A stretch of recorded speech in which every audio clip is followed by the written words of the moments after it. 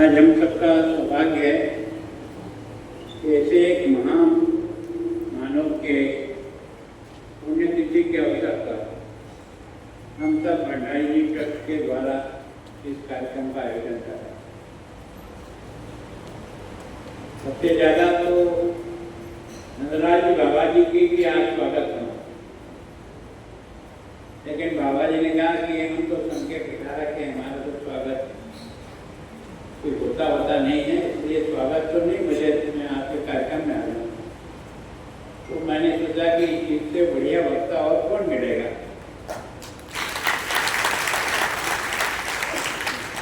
और जिस व्यक्ति ने उस समय इंजीनियरिंग में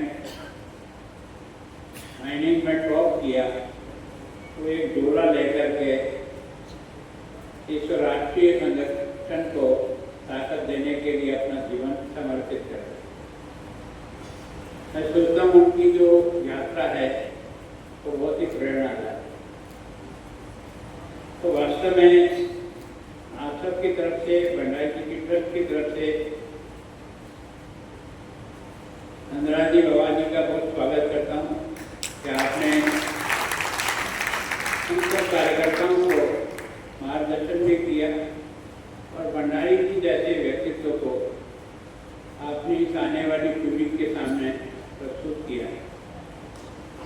भाई बाबूलाल जी जयपुर थे, पहले मैंने कहा था फिर उनका कि मेरा कोई और कार्यक्रम बना हुआ है, लेकिन उसके बाद भी वो समय निकाल के आए बोलने की दृष्टि से भी, क्योंकि हमारा कार्यक्रम हम मिनट टू मिनट चलाते हैं, इसलिए कुछ 6 बजे पूरा करना कारण से मजबूर हैं। लेकिन सच में भंडारी जी के बारे में और ये जितनी विभूतियाँ बैठी है, इनमें से सबके साथ मुझे भी काम करने का सौभाग्य है। मैंने इनको राजनीति में और बाकी जगह पे बाद में काम देखा। संघ के शिक्षा वर्ग में इनमें से कई मेरे साथ शिक्षक के रूप में भी एक लंबे कालखंड तक आते थे। अब ओम जी दिखते तो ऐसे ही बिल्कुल, और ओम जी का जो संघर्ष शुरू जिले में रहा, संघ की दृष्टि से भी और अपने काम की दृष्टि से सबसे चुनौतीपूर्ण जिला था। पता नहीं कितनी बार इन पर हमले हुए होंगे, लेकिन इस आदमी ने कभी मुड़ करके नहीं देखा। तो ऐसे श्रेष्ठ व्यक्तियों को ढूंढने का प्रयास करते हैं कि भंडारी जी जैसे श्रेष्ठ व्यक्ति के एक तरह से उनकी पुण्यतिथि पर हम ऐसे संघ के विभिन्न संगठनों में काम करने वाले समर्पित कार्यकर्ताओं का इस ट्रस्ट के माध्यम से सम्मान करें और इसके आधार पर हम भंडारी जी को हमेशा अपनी जहन में बने रहें। इस कार्यक्रम के माध्यम से हम बार बार इसका रिपीटेशन करते हैं। इसमें से एक व्यक्ति है जिसने अपना सारा जीवन, जैसा बाबू जी ने कहा ना कि हम जिसके लिए आए हैं उस काम को पूरा करें। और सौभाग्य देखिए कि न तो आपको विश्वास था न मुझे विश्वास था, मैं सच क्या तो हमने यात्रा शुरू की तो हमने कहा हम तो पूरे में छलांग लगा दें। पता नहीं लोग कब हमारी बात को मानेंगे नहीं माने। गाँव में जाते थे, उड़िया उड़ाते थे, भाटे फेंकते थे, कंकड़ डालते थे और भगा देते थे, चोरे निकले कहाँ से आ गए। लेकिन वास्तव में ये जो साधना है ये किसी व्यक्ति के निर्माण की नहीं थी, किसी की जय जयकार के नारे लगाने वाली टीम नहीं थी।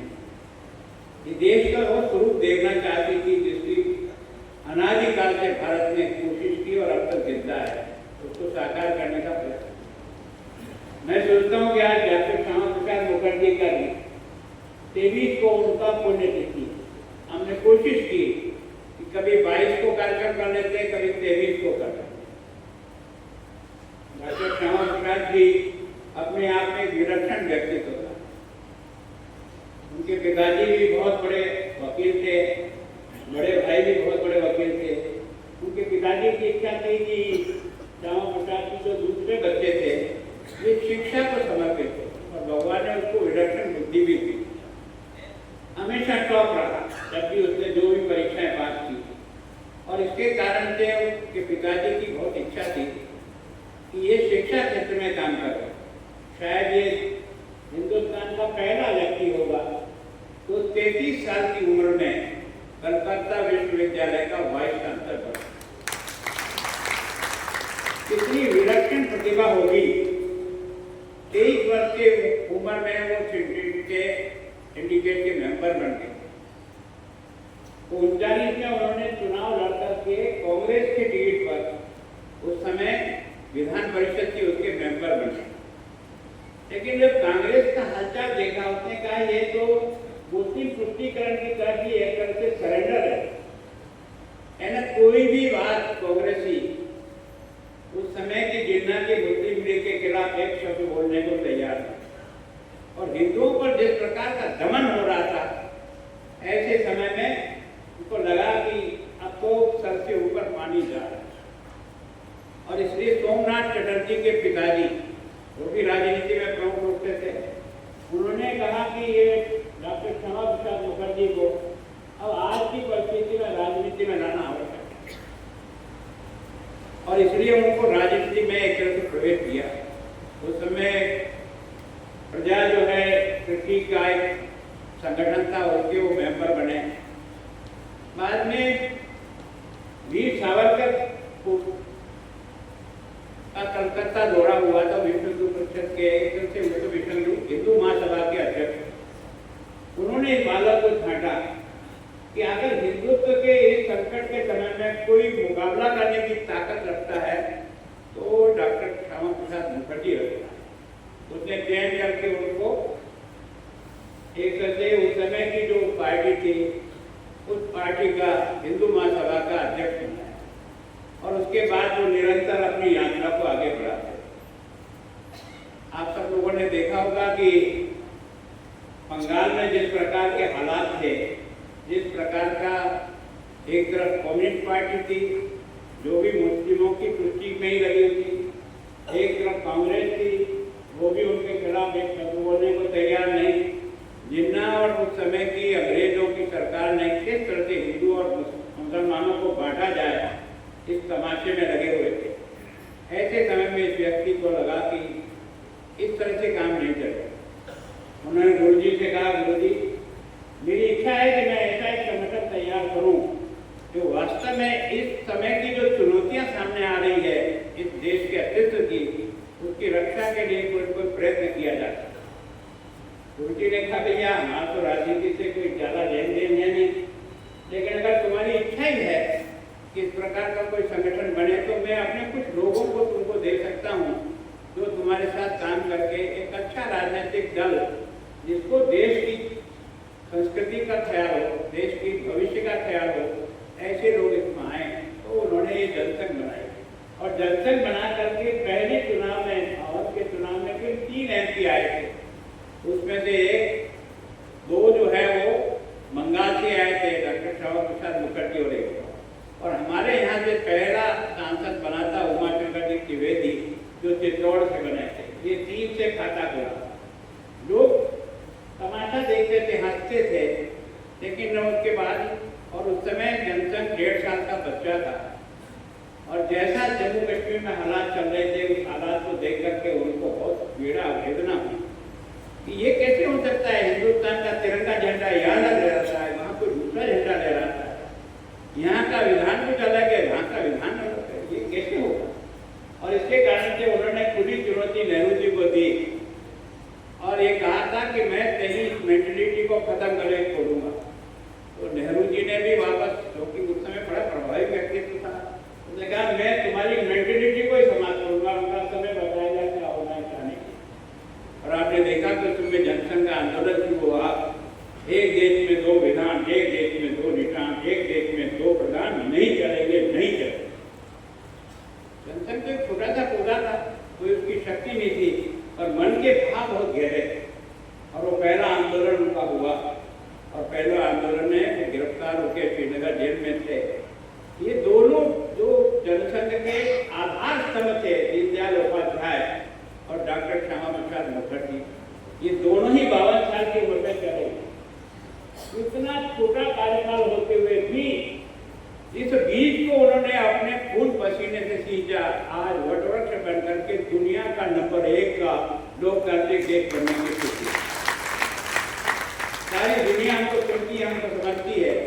और आपने देखा होगा कि पिछले 14 साल के प्रयास के बाद वास्तव में लग रहा है कि कुछ इस देश का जागरण हुआ, कुछ हमारे मान और सम्मान के बिंदुओं को फिर से स्थापित किया है। धारा 307 को 370 को तोड़ करके फेंका है ना। मैं सोचता हूँ जिस प्रकार के क्रांतिकारी कदम जो उठे हैं, ये उस विचारधारा के बीज रूप में जो हमारे सबके मन में और जहन में था, उसको हमने लाने का प्रयास किया। और वास्तव में ये जो संघ की साधना है, जिसके सब साधक है अलग अलग, कोई विश्व हिंदू परिषद में काम करता है, कोई मजदूर संघ में काम करता है, कोई शिक्षा में काम करता है, कोई किस में काम करता है, सेवा के प्रकल्प में करता है, तो अलग अलग काम करते हैं।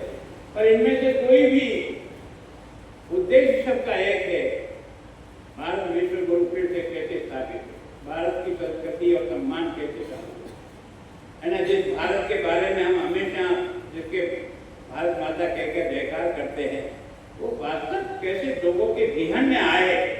तो आप सबने देखा कि वो सारा प्रयास आज धीरे धीरे सफल हो रहा है। तो वास्तव में इस यात्रा में जिन लोगों ने भी सहयोग किया, कई सामने बैठे होंगे, मैं सोचता हूँ हम सब लोगों को एक साथ कर नहीं सकते, क्योंकि समय की अपनी सीमा है और हमें 2 घंटे में कार्यक्रम पूरा करना था।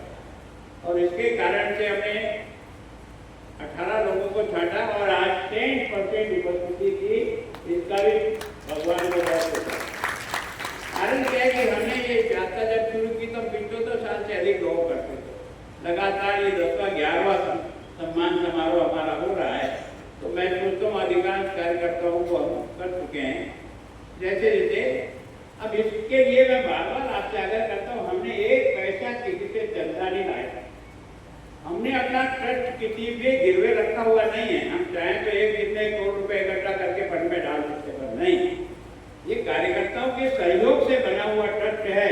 और भंडारी जी की हमेशा इस बारे में बहुत आग्रह रहता था कि बहुत शुचिता के साथ काम हो, और हमेशा इस बात के लिए जद्दोजहद करते रहे कि हमारा जो संगठन है वो एक एक पाई के कार्यकर्ता के खून पसीने का जो हमें दिया जाता है, उसका जितना सही से सही उपयोग करो उसको करो।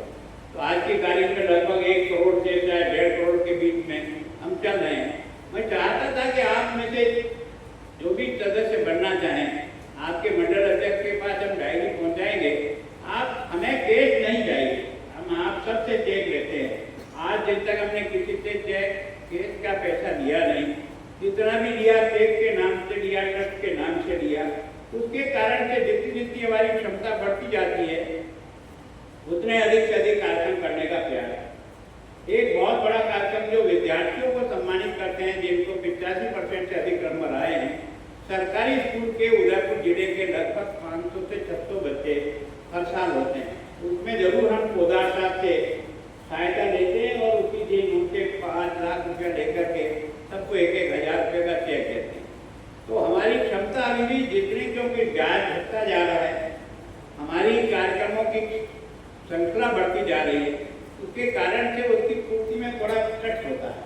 तो मैं सोचता हूँ कि आपको कोई ऐसा दान ऐसा नहीं देना कि आपको ये दान दे दो। मैं चाहूँ तो एक दिन में भी इकट्ठा करके इस फंड में डाल सकता हूँ, लेकिन मैं नहीं चाहता। आज दिन तक हमने किसी से लिया नहीं, आगे भगवान चाहेगा तो कभी लेंगे नहीं। सदस्य ही हमारी आजीवन सदस्य हमारी पूंजी है, और उसी के पैसे से हम इस संगठन के विभिन्न कार्यक्रमों के द्वारा भंडारी जी को भी याद करते हैं और भंडारी जी के जीवन का आपको हमारे सबके सामने बार बार उसको दोहराते हैं, ताकि वास्तव में हम उस काम में उसी प्रकार से आगे बढ़ने का प्रयास करें।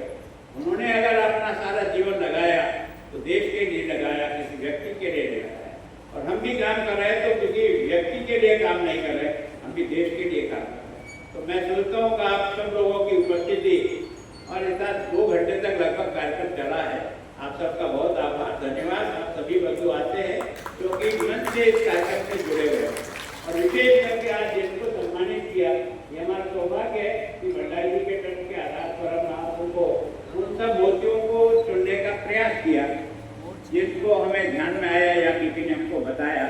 यह कार्यक्रम निरंतर आगे चले, इसी शुभकामनाओं के साथ आप सब लोगों ने यहाँ उपस्थित होकर के कार्यक्रम को जो ऊंचाई दी, और विशेष करके मैं सोचता हूँ बाबा जी का अभी तो एक गीत हुआ, मस्त अकेली आदमी, इनके 10 गीत बनाए हुए इनके हैं। और जब ये गीत गाते तो तन्मय होकर के और इनके अंदर का फड़फड़ाता है मन। मैं सोचता हूँ कि जिस व्यक्ति ने इस प्रकार के जीवन जिया है, ऐसे व्यक्ति की उपस्थिति में भंडारी जी के चिन्हों पर चल करके इस महान देश को महान बनाने का जो प्रयत्न हो रहा है, उसमें एक बहुत बड़े हमारे जो है ना एक सबसे मार्गदर्शक आज हमारे आग्रह पर आए, मैं उनका बहुत बहुत अभिनंदन करता हूँ और आप सबका भी अभिनंदन करता हूँ। और विशेष करके आज इस कार्यक्रम में जिनका हम सम्मान कर पाए, उन सबका भी मैं बहुत अभिनंदन करता हूँ, आभार व्यक्त करता हूँ। आप सबका धन्यवाद। जय भारत। धन्यवाद महामहिम जी। देखिए, समय पर राज ज्ञान होगा, उसके पहले टर्न करने वाले महानुभाव आदरणीय आलोक जी के सम्मान के लिए